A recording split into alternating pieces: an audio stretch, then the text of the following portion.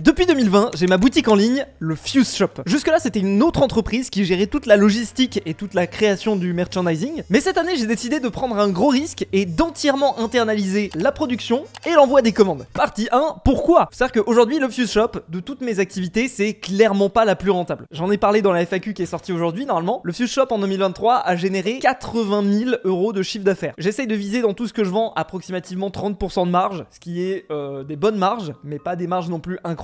Donc ça correspond à un profit sur l'année de 24 000 €. D'autant plus que si vous avez suivi les vlogs cette année, vous savez qu'on a eu un problème avec un de nos fournisseurs qui a tout simplement décidé de jamais nous livrer la commande de peluche qu'on avait fait. Ce qui fait que là-dessus, en fait, on a perdu 30 000 € de stock. Donc en fait, en réalité, cette année, on a perdu de l'argent sur le Fuse Shop. Pourtant, si vous allez sur le Fuse Shop, on essaie de garder les prix les plus bas possibles. Mais vous regardez une peluche, par exemple, 29 €. Certaines personnes se disent, putain, mais c'est cher, 29 € pour une peluche. Sauf qu'en réalité, il y a énormément de choses qui rentraient en compte et qui faisaient que le prix des peluches, objectivement, il est cher et c'est pas tellement de notre faute. En réalité, la grosse partie de ce qui coûte cher, c'est toute la partie logistique. C'est-à-dire que quand vous faites une commande, certes, vous achetez l'objet que vous achetez, par exemple, vous achetez un t-shirt ou vous achetez une peluche, mais vous achetez aussi le service logistique qui va avec. Le fait de prendre la commande, de la préparer, de l'envoyer et que vous la receviez. Ça paraît hyper évident parce qu'aujourd'hui, on a Amazon, on a la livraison en un jour, on a ce genre de truc, mais c'est quelque chose qui coûte vraiment très très cher en fait. Pour vous donner un petit exemple, jusque-là, avec l'entreprise par laquelle on passait pour faire l'envoi des colis et des peluches et ce genre de trucs, ça nous coûtait 300 € de stockage par mois de marchandises, notamment les peluches, ça prend beaucoup de place. Les frais d'envoi, on était à 2,60 € par objet, c'est-à-dire par exemple, vous preniez 2 peluches dans votre commande, et bah ça nous coûtait 5 € de frais logistiques. C'est juste les frais de préparation de commande. Et ensuite, à ça, il faut rajouter les frais de la poste. Et généralement, la poste, on est sur quelque chose comme 7 € pour un colis de moins de 500 grammes. Je crois un truc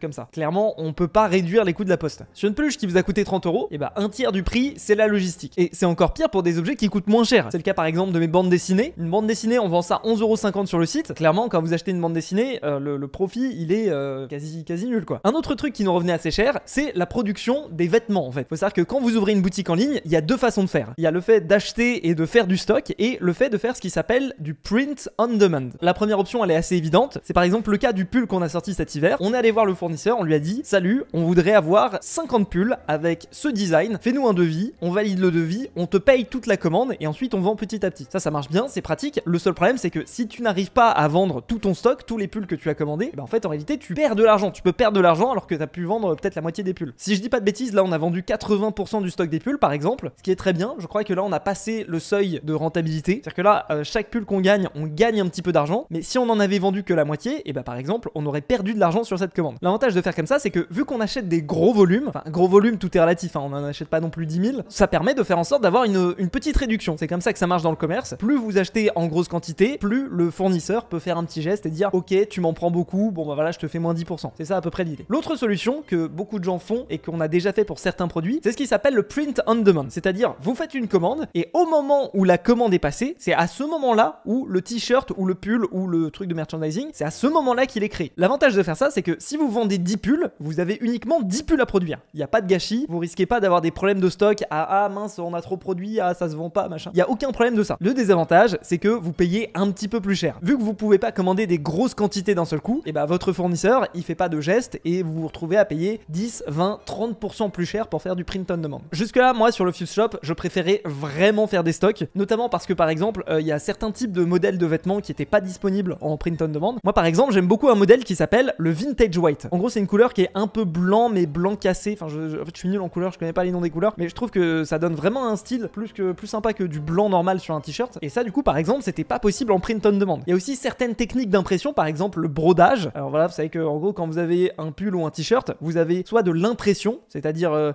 c'est un dessin qui est entre guillemets imprimé sur le t-shirt, ou le brodage, c'est carrément là vous prenez une machine à broder et ça donne un effet de relief sur le t-shirt. Le brodage en print on demand, c'est quand même assez difficile et il y a peu de prestataires qui le proposent. Du coup, on s'est dit, objectivement, on trouve que les frais logistiques coûte un petit peu trop cher, on trouve que les frais de stockage coûtent un petit peu trop cher, on trouve que les frais de production des vêtements coûtent trop cher. À partir de là, Léa, qui est la personne qui gère le Moded actuellement et qui du coup est un petit peu en stand-by actuellement, avait pas grand chose à faire et ça l'intéressait de travailler justement sur ce projet d'internaliser la production et l'envoi des colis du Fuse Shop, et c'est pour ça qu'on s'est lancé dans ce chantier qui est un petit peu compliqué, mais vous allez voir, c'est vraiment intéressant. Partie 2, comment ?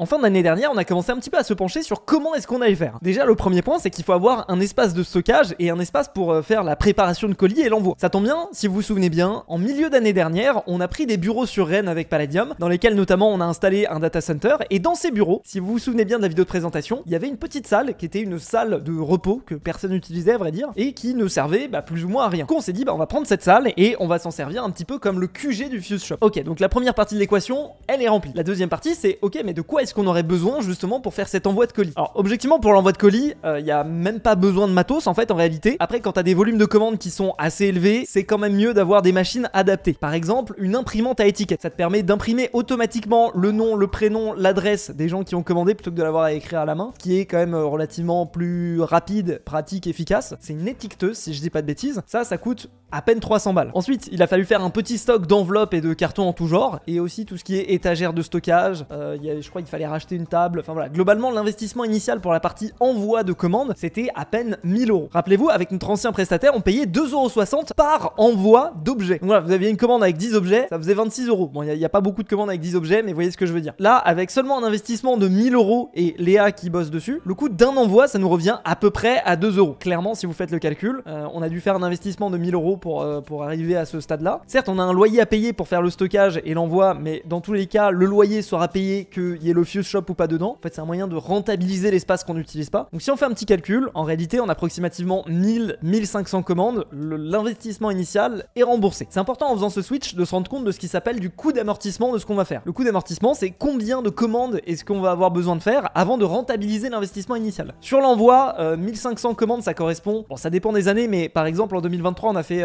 2000 commandes. Donc en moins d'un an, le fait d'avoir acheté l'étiqueteuse, le fait d'avoir acheté tout ce qui est stockage, etc., en moins d'un an, c'est rentabilisé. Ça, c'est cool. Surtout que vous allez voir, on a un autre moyen encore plus efficace de rentabiliser ça, mais ça sera dans la troisième partie de la vidéo. Maintenant, sur la production en elle-même des vêtements. On a fait un petit peu notre calcul, et bon, alors pour le coup, les vêtements, je peux pas vous donner les prix exacts parce que ça dépend vraiment de tout, mais globalement, on a fait le calcul, et avec la même qualité d'impression, la même qualité de brodage, la même qualité de vêtements, on arrive à faire diviser par 2 sur le coût des vêtements qu'on va produire. Je sais pas si vous vous rendez compte, mais de diviser par 2, c'est quand même extrêmement significatif. Mais par contre, ça demande des investissements qui sont plutôt supérieurs. Premièrement, une brodeuse. Une brodeuse, globalement, pour avoir un minimum de qualité correcte, ça te revient à 6-7 000 euros. Là, tout de suite, on est déjà sur des investissements plus conséquents. Ensuite, sur la partie impression des vêtements, alors je connais pas parfaitement le sujet, donc je vais peut-être dire des conneries. C'est pas moi qui ai géré toute cette histoire. Mais il faut à la fois avoir une presse à chaud et à la fois avoir une imprimeuse DTF. Je crois que c'est le nom du truc. L'imprimeuse DTF, en gros,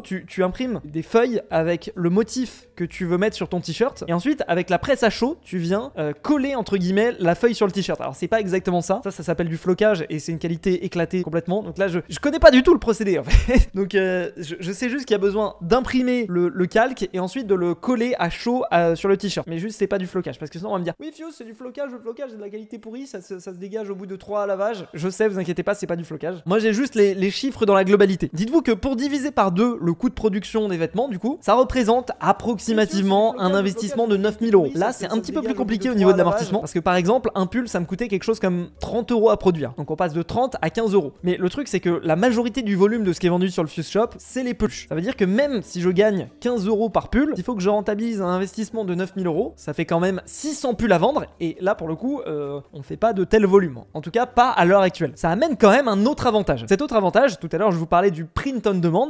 C'est le fait de produire le t-shirt le vêtement au moment où il est commandé. Ça nous revenait beaucoup plus cher parce que du coup, le fournisseur qu'on utilisait, c'était beaucoup plus cher. Là, ce qu'on peut faire, c'est qu'on peut par exemple commander, bon, je dis une connerie, pour l'instant, on n'y est pas encore. On peut commander 1000 t-shirts blancs, avoir la réduction auprès du fournisseur des t-shirts vierges, parce que quand tu commandes 1000 t-shirts, ça te coûte moins cher que si tu en commandes 100. Mais par contre, au niveau du design, on imprime et on brode le design seulement au moment où la personne a commandé. Ce qui fait que si par exemple on sort un design qui a un peu moins de demandes, ce qui fait qu'on se retrouve avec le meilleur des deux mondes. D'un côté, on a une réduction sur les t-shirts parce qu'on en a pu acheter une grosse quantité, mais de l'autre côté, on se retrouve pas forcément avec des designs dont personne ne veut, puisque on imprime et on brode les designs au moment où ils sont commandés. Le fait de faire ça, ça permet d'avoir une grosse flexibilité en fonction des designs qu'on sort. Et ça nous permet aussi au passage d'être beaucoup plus réactif sur, par exemple, imaginons que dans un mois je sors une grosse vidéo, j'ai envie de faire du merch autour de cette vidéo un petit peu en édition limitée, et bah avant il fallait s'y prendre 2 mois à l'avance. Là objectivement en 2 semaines on peut avoir le design, avoir fait les tests, fait les protos, fait les photos, mis sur le site, et comme ça on a une vitesse d'itération qui est beaucoup plus élevée avec la façon dont on fait aujourd'hui. Donc certes, d'un point de vue financier, je pense que ça s'équivaut. Comme vous l'avez vu,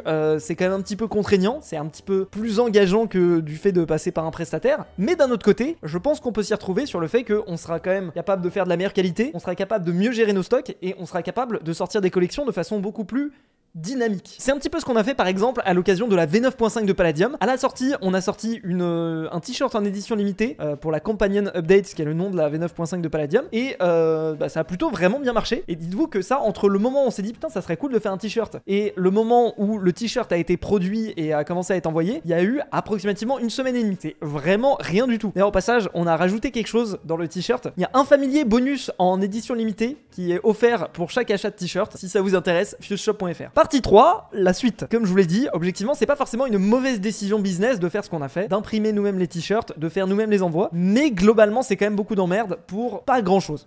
Du coup, moi, j'ai quand même une idée derrière la tête. C'est quelque chose que je veux faire depuis très longtemps, depuis, à vrai dire, qu'on a ouvert Block Media, qui est l'agence qui gère moi et d'autres youtubeurs. Et cette idée, initialement, c'était de créer vraiment un espèce d'écosystème autour de Block Media. Je m'explique. Block Media, aujourd'hui, ça gère mes OP, ça gère les OP d'autres youtubeurs, mais parfois, les youtubeurs, ils ont d'autres besoins. Par exemple, ils peuvent avoir le besoin, je sais pas moi, de produire une vidéo Minecraft, dans le cas des youtubeurs Minecraft. C'est pour ça qu'on a créé Sandblock. Maintenant, Sandblock fait plein d'autres choses, etc. On fera peut-être un épisode pour revenir un peu là-dessus, mais voilà. Voilà, les youtubeurs, peut-être, ils peuvent avoir besoin d'avoir de l'aide d'un point de vue comptabilité. Mais avant toute chose, je dois vous parler d'un truc vraiment cool. Si vous connaissez pas Opera, c'est le navigateur le plus optimisé et sécurisé disponible. Je vais vous expliquer 2-3 trucs, je suis sûr que vous allez aimer. Déjà, on parle d'un navigateur internet. Et ils prennent pas les choses à la légère, puisqu'il y a un VPN et un bloqueur de publicité gratuit et activable à tout moment. Et vu les pubs qu'il y a partout et les restrictions qu'on peut trouver à longueur de journée, c'est vraiment le top. Généralement, quand vous vous baladez sur internet, il y a de grandes chances que vous regardiez des vidéos. Et bah là encore, Opera fait fort avec leur mode lucide. C'est simple, il suffit de lancer une vidéo et en un claquement de doigts, elle est embellie.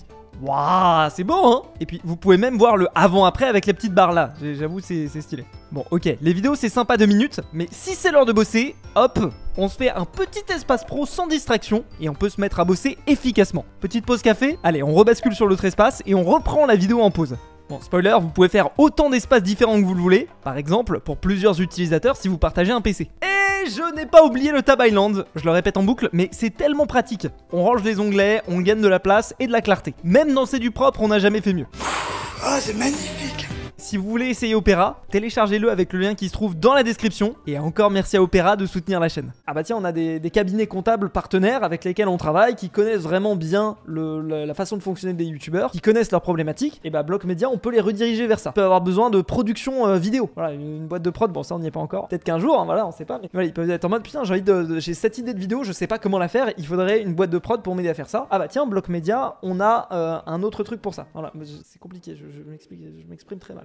Et globalement, dans la liste de ce qu'on voulait faire, en tout cas dans la liste de la pieuvre Block Media que j'imaginais initialement, il y avait vraiment un service qui permettait aux youtubeurs, voilà, un truc que moi j'aurais vraiment aimé avoir au moment où j'ai créé mes premières peluches Didier. C'est une entreprise que je vois, je dis salut les gars, moi j'ai envie de faire des peluches Didier. Didier il ressemble à ça, vous vous démerdez, vous trouvez les fournisseurs, vous vous en occupez, vous gérez le site, vous créez le site, vous occupez de toute la partie promotionnelle. Voilà, c'est en gros avoir une connaissance du e-commerce que moi j'avais pas à l'époque, et objectivement ça m'aurait vraiment aidé. Et c'est pour ça que en même temps qu'internaliser la production de ce qu'on fait et de l'envoi des commandes, on s'est dit que c'était le bon moment pour lancer Creator Labs. En gros, Creator Labs, c'est quoi? C'est une activité supplémentaire qui juste propose des services à des youtubeurs pour à la fois gérer leur boutique de merchandising, gérer les envois, gérer la production de choses un petit peu complexes. Le but c'est pas juste de faire des t-shirts et des pulls. Objectivement, là on commence déjà à travailler avec 2 youtubeurs qui veulent faire, bon là pour l'instant c'est des peluches, mais il y a d'autres youtubeurs qui veulent faire des trucs vraiment plus what the fuck. Je rentrerai pas dans les détails, mais du coup c'est nous qui nous occupons d'aller chercher les fournisseurs, de faire les prototypes, de l'envoyer au youtubeur. Le youtubeur il nous dit ok non ça il faut changer un peu ce truc là comme ça, on va voir le fournisseur. Voilà, en gros, on gère plus ou moins tout. À côté, on gère aussi les envois, à côté, on gère aussi la boutique en elle-même. Le but, c'est que à terme, on soit un petit peu l'endroit principal où OK, vous avez une boutique, et ben on propose tout de A à Z, de la conception à l'envoi des colis. Évidemment, pour l'instant, on n'a pas tout le savoir-faire dont on va avoir besoin, mais c'est l'ambition qu'il y a derrière, et l'avantage avec ça, c'est que ça permet d'amortir beaucoup plus rapidement les investissements initiaux qu'on a fait.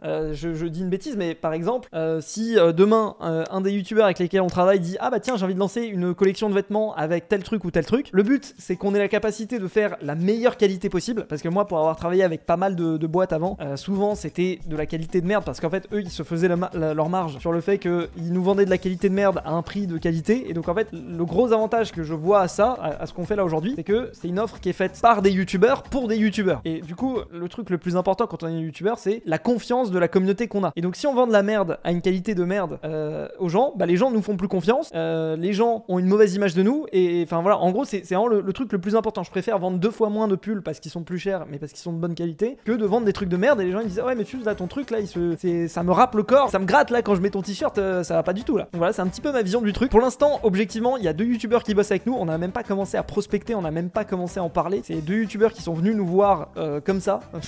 Donc on a un petit peu saisi l'opportunité, surtout qu'on était déjà en train de travailler sur le fait de ramener la production et l'envoi à Rennes. Et alors si vous êtes un créateur et que ça vous intéresse de bosser avec nous, l'adresse email se trouve juste ici. Et puis je pense qu'à partir du 2e trimestre, on va pouvoir vraiment commencer à ouvrir les vannes et à faire venir plus de youtubeurs. Là on est un petit peu dans un programme bêta, ça prend un peu de temps à mettre en place et on n'a pas envie de prendre 32 youtubeurs et de gérer 32 projets en même temps, sinon ça va être trop compliqué. En tout cas c'est une nouvelle aventure. Alors je sais que j'avais dit que je me lancerais pas dans des projets dans tous les sens. La vérité c'est que ce truc du Fuse Shop, ça faisait longtemps qu'on en parlait, ça faisait longtemps qu'on voulait le faire et c'était déjà un petit peu engagé. Je vous parlerai peut-être dans un prochain épisode de vlog, je vous parlerai un petit peu de ma nouvelle philosophie vis-à-vis des entreprises, des activités entrepreneuriales que je lance, mais globalement j'essaye d'être d'avoir le moins les mains dedans. J'essaye en gros de déléguer au maximum pour ne pas perdre de temps et d'énergie mentale, parce que j'ai envie vraiment de pouvoir me concentrer sur les vidéos. Et voilà. Si cet épisode vous a plu, vous connaissez la chanson, le pouce bleu, l'abonnement, Creator Labs. Salut tout le monde, c'était Fuse, à la prochaine, à plus.